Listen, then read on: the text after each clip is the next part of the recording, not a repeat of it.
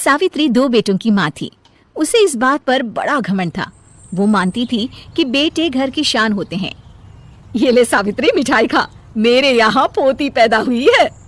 ये सुनते ही सावित्री मुंह बना के कहती है, अरे तू तो लुट गई, बर्बाद हो गई, तेरे यहाँ लड़की पैदा हो गई। अरे तू ऐसा क्यों कह रही है? मैं तो बहुत खुश हूँ। अरे जब तेरी पोती के पीछे तुझे खर्चे पर खर्चे करने पड़ेंगे ना, तब ये तेरी सारी खुशी गम में बदल जाएगी। पहले लड़की की पढ़ाई लिखाई का खर्चा, फिर उसकी शादी का खर्चा। अरे आजकल की शादियाँ कितनी महंगी हो गई है। गहने बनाओ, लाखों रुपए पानी की तरह बह जाते हैं। लड़कियाँ तो सिर्फ खर्चा करवाने के लिए ही पैदा होती हैं। इस तरह लड़कियों के प्रति अपने विचार व्यक्त करते हुए सावित्री ममता को लंबा चौड़ा भाषण देके चली जाती है। अब तो आप लोग इस कहानी में सावित्री देवी का पात्र अच्छी तरह समझ ही गए होंगे।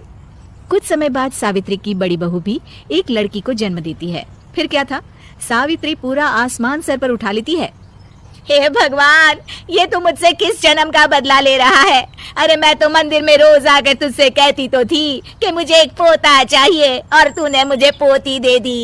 इतनी मिठाइयाँ और प्रसाद चढ़ाने का क्या फायदा हुआ?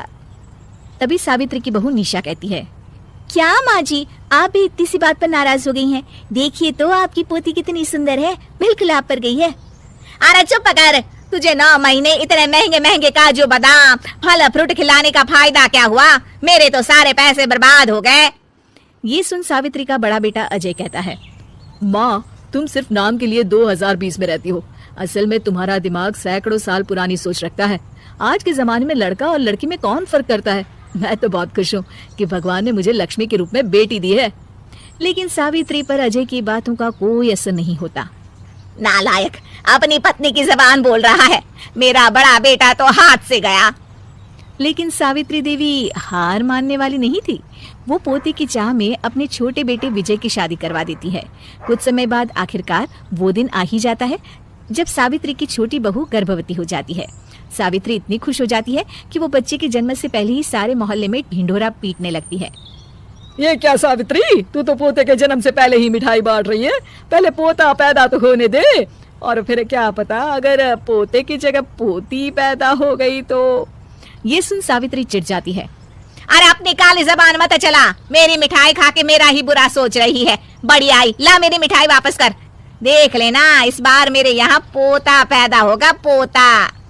लेकिन ठीक इसका उल्टा होता है। सावित्री की छोटी बहू भी एक लड़की को जन्म देती है। सावित्री फिर से रोना धोना शुरू कर देती है और अपनी छोटी बहू को कोसते हुए भला बुरा कहने लगती है। देखते ही देखते ये सावित्री की रोज की आदत हो जाती है। एक दिन उसकी इस आदत से परेशान होकर विजय अपने भाई अजय से कहता है, भैया, माँ खुद एक औरत होकर हमारी बेटियों को पसंद नहीं करती, उल्टा उन्हें रोज कोसती रहती है। मुझे माँ की ये आदत बिल्कुल पसंद नहीं आती। अरे तू ठीक कहता है, मैं भी अब माँ से तंग आ गया हूँ। अच्छा, तो अब तुम दोनों इस तरह पीठ पीछे मेरी बुराई भी करने लग गए हो? नहीं माँ, हम चाहते हैं कि घर में शांति बनी रहे। हमें हमारी बेटियाँ बहुत प्यारी है। मैं नहीं चाहता कि वह तुम्हारे ताने सुन सुन कर बड़ी हो, और इसीलिए हम दोनों ये घर छोड़कर चले जाएंगे। हाँ माँ, मैं भैया की बात से सहमत हूँ।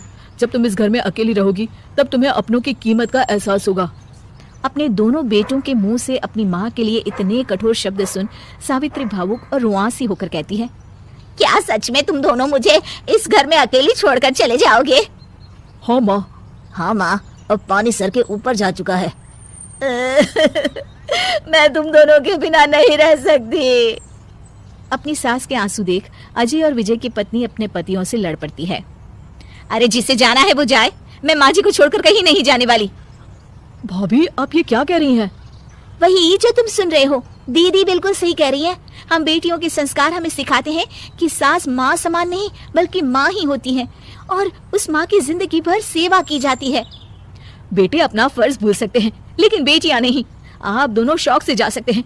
माँ जी, हम दोनों के रहते आपको किसी बात की फिक्र करने की जरूरत नहीं।